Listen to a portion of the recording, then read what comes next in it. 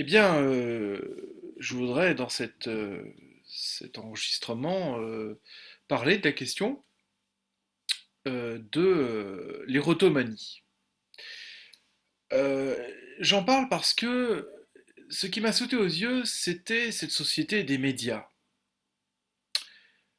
On a le sentiment d'une proximité avec ces personnalités.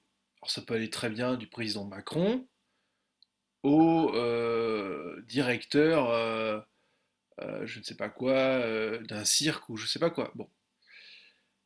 Ce que je veux dire, c'est que il me semble que il y a aussi une composante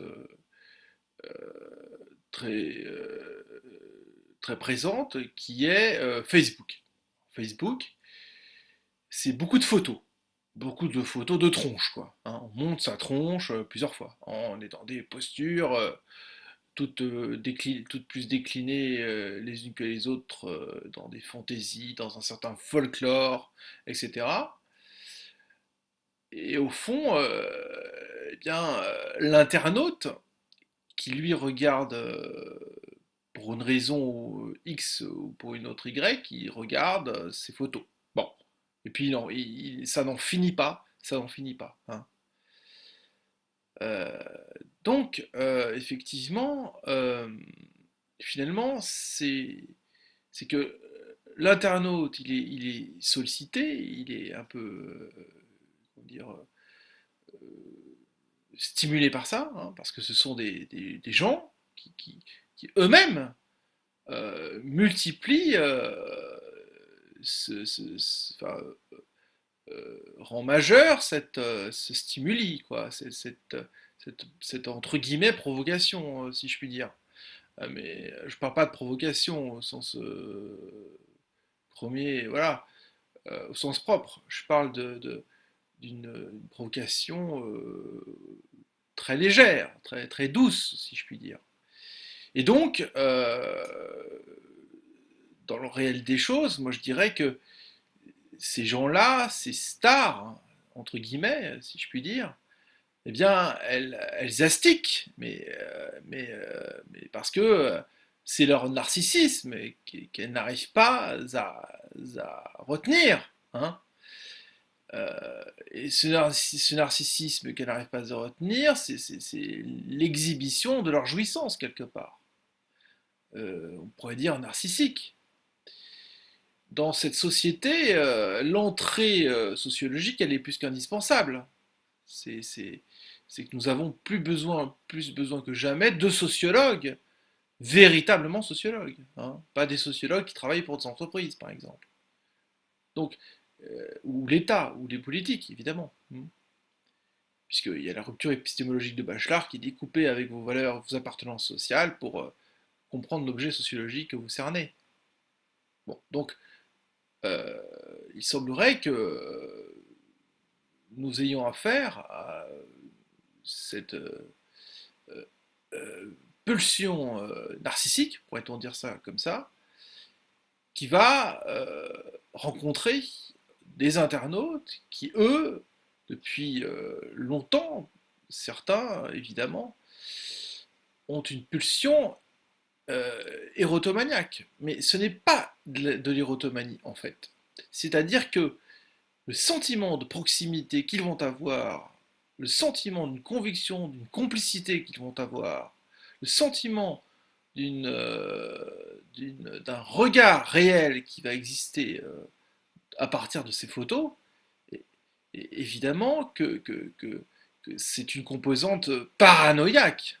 Donc voilà, donc ça rejoint, on a quand même un pied dans l'érotomanie. Donc euh, il y a donc une poussée sociologiquement bien établie qui est cette pulsion narcissique, qui est tout à fait interrogeable et qui elle-même comprend un certain délire quand même. Euh,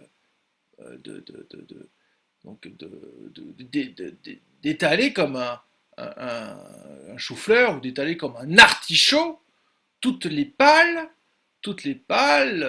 des facettes de son visage, de sa tronche, de ses expressions, voilà. Hein. Donc ça, c'est interrogeable. Il y a déjà un premier délire, un grand délire que j'appelle le délire grand A, on pourrait dire. Et le délire grand B, qui est chez ces personnes, ces sujets qui ont partiellement une inclinaison à l'érotomanie, en tout cas le sentiment qu'ils sont regardés par ces photos. Et ça, c'est un délire grand B, si je puis dire. Donc, nous avons un vecteur AB comme un vecteur BA. Hein. Et donc, le réel, il est là. Le réel, c'est de scinder ce vecteur et voilà, et de dire que ce sont des mondes qui ne se rencontrent jamais. Le monde des internautes et le monde des, des protagonistes d'Internet, quoi. Euh, donc, on connaît un grand classique, c'est le poster de Sylvester Stallone dans la chambre d'Amélie, par exemple, ou le poster d'une célébrité de Mylène Farmer, ou le poster de je ne sais qui, de Patrick Swayze, ou le poster d'Al Pacino, dont euh, qui a été choisi pour l'adolescent dans sa chambre parce que précisément cette star regarde est photographiée lorsqu'elle est en train de regarder l'objectif de la caméra ou l'objectif de l'appareil photo, si je puis dire, à cette époque-là, lorsque ce poster a été réalisé. Bon, ça c'est un grand classique. Donc ça veut dire que il y a des chances que cette conviction de cette intimité, de ce lien intime, euh, donc totalement délirant, ait pu commencer dans l'adolescence. Et bah donc, ça veut dire que nous avons là des repères indispensables, sans aller jusqu'à comme ça une continuité vers, on va dire, une sorte de manifestation de ces internautes bon, auprès de ces starlets ou de ces stars, hein, n'est-ce pas euh, Eh ben, ce qu'on peut dire, c'est que déjà, il y a euh, une partie d'un complexe sportif, si je puis dire entre guillemets, érotomaniaque. Hein.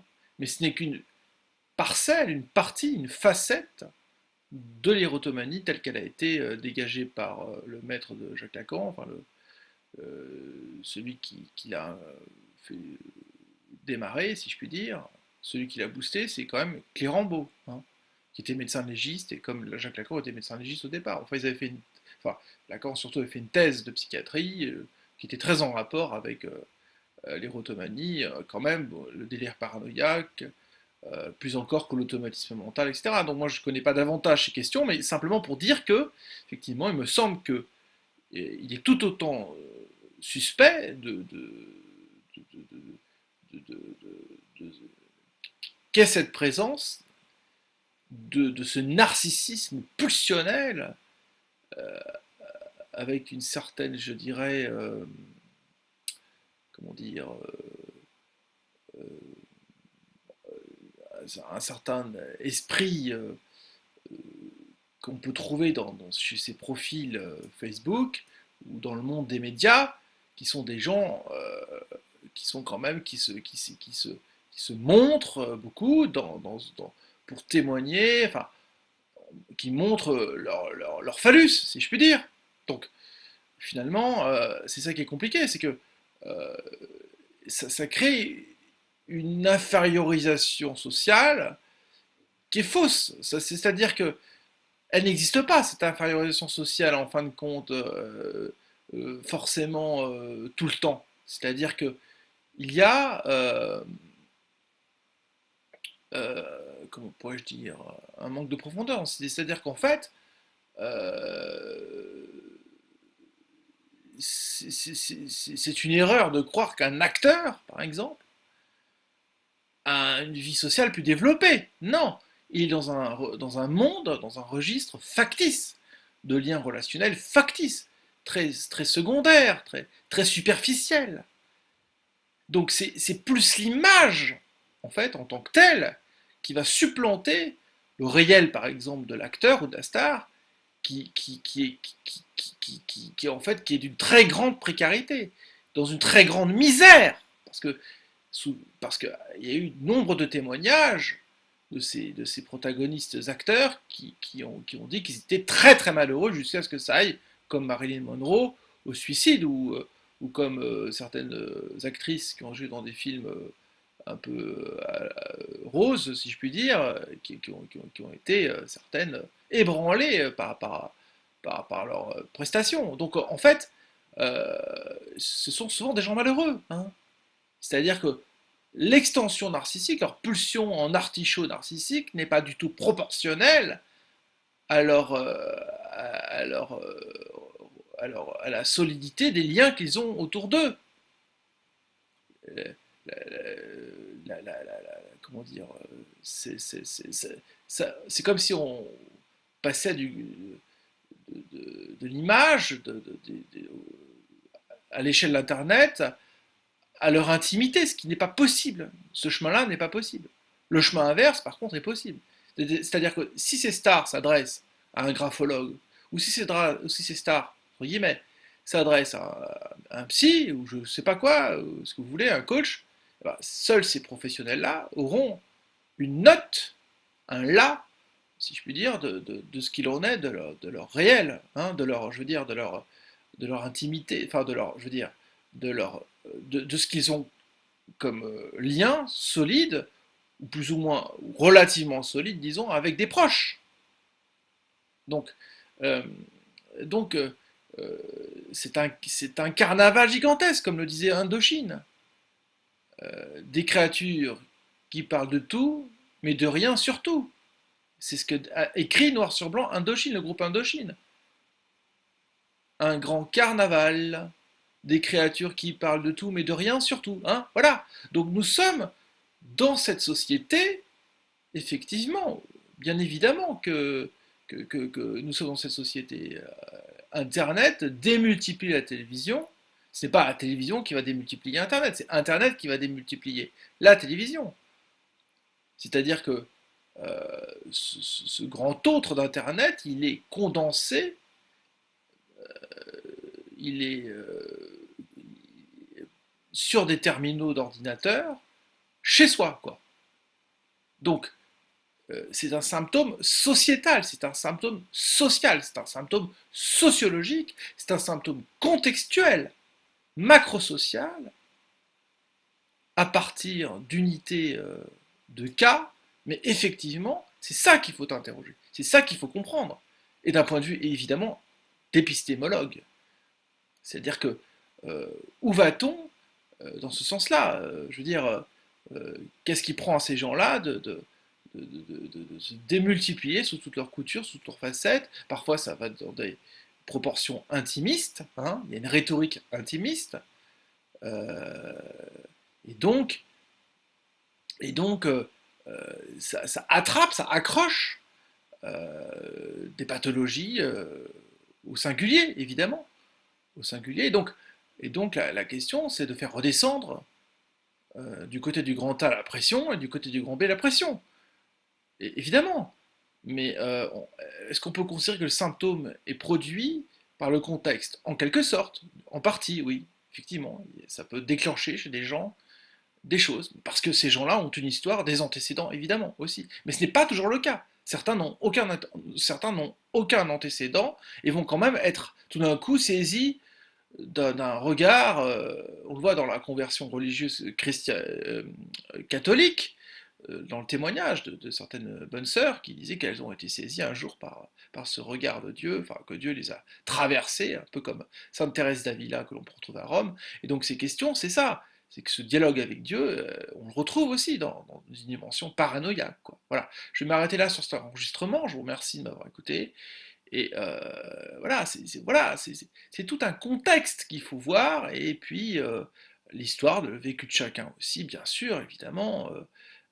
Qu'est-ce qui a façonné, qu'est-ce qui a tout d'un coup chez une personne, tout d'un coup, enfin, la mise dans cette position d'être regardé, d'être écouté, d'être entendu par une chanteuse ou un chanteur qui, lui ou elle, le comprend intimement. Bon, bah voilà, ça, ça dépend, là, par contre, d'un traitement pas forcément psychiatrique, contrairement à ce que peut dire Wikipédia, enfin, parce qu'eux, ils parlent de l'érotomanie dans sa centralité, mais dans les facettes, par contre, secondaires, entre guillemets, de l'érotomanie, on peut traiter ça chez un sujet qui n'est pas totalement érotomaniaque, qui ne l'est qu'en partie, on ne peut le traiter que que par la psychothérapie, la psychanalyse, je dirais. Voilà, je m'arrête là et je vous remercie de m'avoir entendu.